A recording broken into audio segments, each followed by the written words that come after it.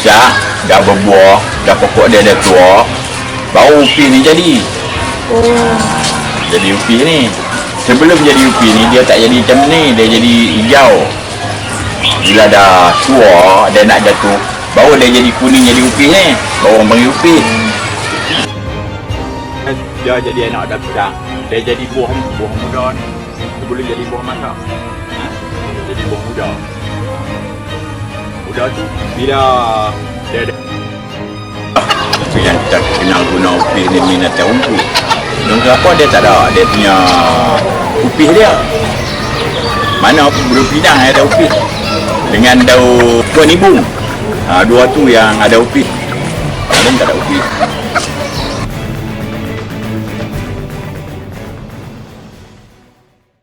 Hai, Assalamualaikum.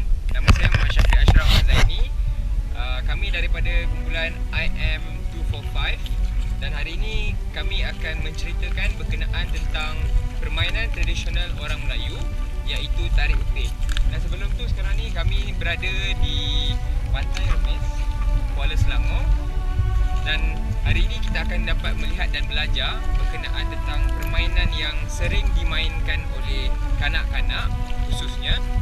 Namun dalam era globalisasi hari ini, teknologi semakin hebat, permainan ini semakin hari semakin tidak dipraktikkan oleh kanak-kanak. Okay.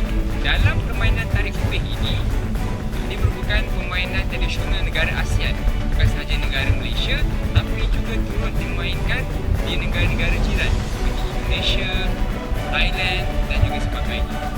Dan dalam permainan tarik upih ini ada dua entiti yang sangat penting, iaitu si penarik dan juga si penunggang. Dan dalam permainan hari ini kami menggunakan dua alat atau dua benda, tidak untuk menggunakan wang ringgit dan sebagainya, hanya menggunakan pelepah saja, iaitu pelepah kelapa dan juga pelepah pinang. Namun hari ini kami hanya cuba pelepah kelapa saja bagi pelepah di kawasan terdekat di Kuala Selangor ini. Itu saja, dan kita akan terus untuk mengenal apa itu alat atau pelepah yang kita gunakan. Okey, baiklah, untuk alat yang kita gunakan, di mana saya cakap sebentar tadi, kita menggunakan pelepah kelapa untuk hari ini. Dan macam yang kita tengok ni, ini bukan pelepah, ini orang ini adalah tempat di mana si penarik akan tarik pelepah ini. Dan tempat ini yang digunakan oleh penunggang yang akan ditarik oleh si penarik tadi. Sebagai contoh yang dapat lihat, ini antara dua alat yang kita gunakan. Dalam permainan ini juga kita perlukan strategi yang baik. Sebagai contohnya, selalunya dalam pertandingan tarik ini, si penunggang adalah lebih kecil untuk badannya dan si penarik adalah orang yang besar untuk badannya supaya mudah ditarik dan sebagainya. Itu adalah permainan tarik upih ini. Dalam permainan ini, cara untuk bisa menang dan boleh kalah, kita ada garisan permulaan maupun garisan pengakhiran. Dan dalam permainan ini juga ada undang-undang yang perlu untuk diikuti. Sebagai contohnya, si penarik hanya tugasnya menarik sahaja. Si penunggang tidak boleh untuk membantu si penunggang tidak boleh untuk membantu si penarik untuk menarik pelepah ini. Sebab apa? Perkara ini adalah sangat tidak diizinkan dalam permainan seperti ini. Kalau dilakukan, si pemain akan dikira kalah dan sebagainya.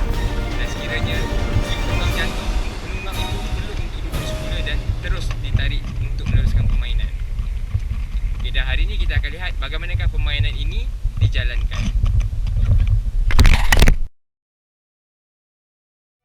Okey, baiklah, untuk pertandingan tarik upih hari ini kita menggunakan 4 orang sahaja. Sebagai contohnya, ini kawan saya Man, dia akan menjadi seorang penarik upih, dan ini Faris, dia akan menjadi penunggang untuk pasukan nombor 1. Dan pasukan nombor 2, Izzat akan menarik Ifa dan Alia.